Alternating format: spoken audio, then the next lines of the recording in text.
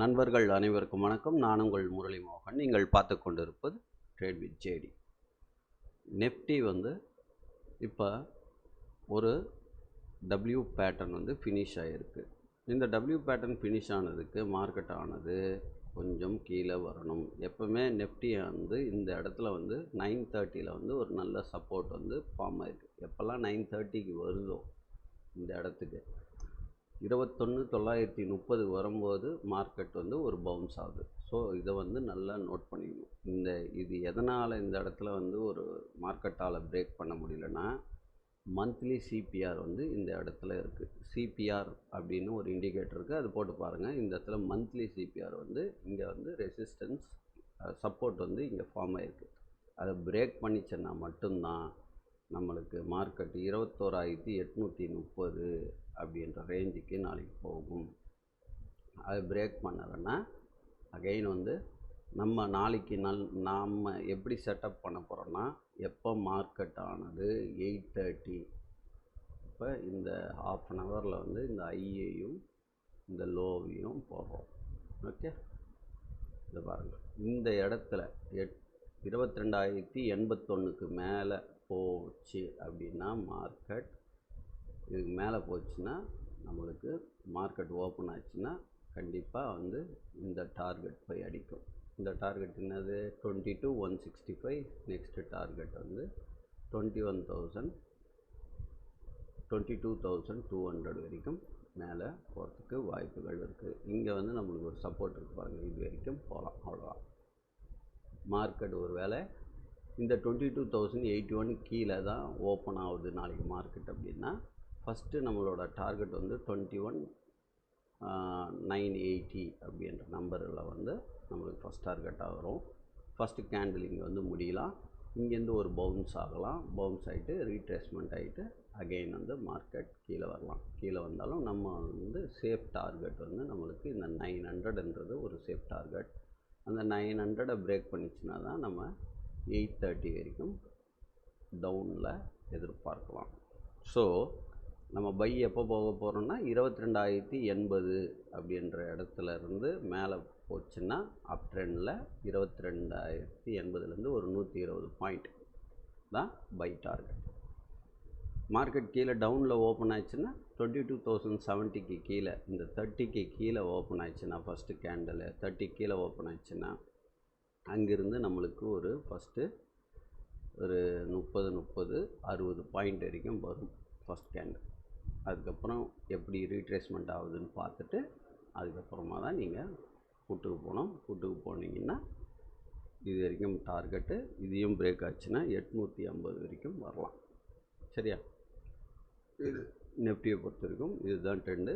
இந்த பேட்டர்னுக்கு மார்க்கெட் இந்த பேட்டர்ன் முடிஞ்சதால் இப்போது இந்த டார்கெட் அடிச்சிருக்கு. அடுத்தது கண்டிப்பாக இந்த டார்கெட் அடிக்கும். ஒரு வேளை இந்த டார்கெட் அடிச்சுட்டு திருப்பி மேலே போகுதா, ஒரே இம்பல்ஸ் வேவாக கூட ஃபார்ம் ஆகலாம். அது எப்படின்னா, அகெயின் இங்கே மார்க்கெட் அப்படி போயிட்டு இன்னொரு டபிள்யூ பேட்டர்ன் கூட ஃபார்ம் ஆகிறதுக்கு வாய்ப்பு இருக்குது. சரியா? இது எக்ஸ்பெரியில் இந்த மாதிரி ஃபார்மேட் வரலாம்.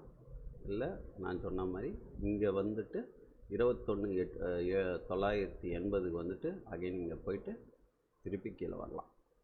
ஓகேவா? ஒரேடியாக கீழே வராமல் இப்படியும் போகலாம். இந்த டபிள்யூ பேட்டர்னும் வரலாம். ஓகேவா? நான் பிஃபோராக போட்டதும் வரலாம். ஸோ நம்மளோட சப்போர்ட் ரெசிஸ்டன்ஸ் என்னன்றதை பார்த்துக்கோங்க. 22,030க்கு கீழே வந்தால் தான் புட்டுன்ற இதுக்கு போகிறோம். இங்கே எங்கே சப்போர்ட் இதே மாதிரி சப்போர்ட் எடுத்துகிட்டு திரும்பிச்சுன்னா தைரியமாக இங்கேருந்து பை அடிக்கலாம். ஸோ இதுதான் இந்த ரெசிஸ்டன்ஸை பிரேக் பண்ணுறது ரொம்ப கஷ்டமாக இருக்குது. இது ஒரு பாக்ஸ் பேட்டர்ன் மாதிரி மார்க்கெட் ஃபார்ம் ஆகிருக்கு. இண்டெக்ஸ் ரேஷியோ, இன்னொரு விஷயம் இண்டெக்ஸ் ரேஷியோ டிஃப்ரெண்ட் இருக்குது. இந்த மாதிரி வரும்போது பையர்ஸ்க்கு ரொம்ப கேர்ஃபுல்லாக தான் பையர்ஸ் ஹேண்டில் பண்ணும். இப்போ நம்மளது பாருங்கள், நெஃப்டி ஸ்பாட்டு 22,055, 32 பாயிண்ட்ஸு ப்ளஸ்ஸு. இது பாருங்கள், bank Nifty 18 point minus. So bank Nifty buy ஆகணும். ஓகேவா? இல்லைன்னா நெஃப்டி வந்து புட் ஆகணும்.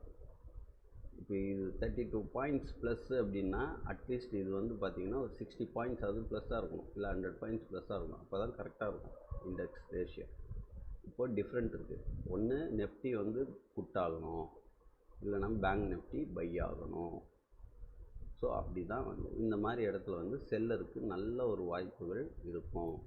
பையர் தான் வந்து கொஞ்சம் வால்டைலாக இருக்கும். ஸோ அதை வந்து கேர்ஃபுல்லாக ஹேண்டில் பண்ணுங்கள்.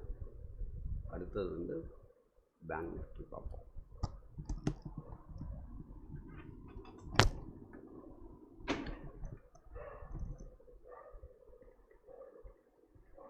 பேங்க் நிஃப்டி வந்து இந்த ட்ரெண்ட் லைனு பார்த்துக்கோங்க. இந்த ட்ரெண்ட் லைனை எப்போ பிரேக் பண்ணுதோ 46,765 பிரேக் பண்ணிச்சுன்னா மார்க்கெட் தாராளமாக இங்கிருந்து நீங்கள் ஃபஸ்ட் டார்கெட் 46,981, செகண்ட் டார்கெட் 47,198 வரைக்கும் போகும். இதை பிரேக் பண்ணிச்சுன்னா பை போகலாம். இல்லை 46,549 பிரேக் பண்ணிச்சுன்னா அடுத்த டார்கெட் 46,333. ஓகேவா?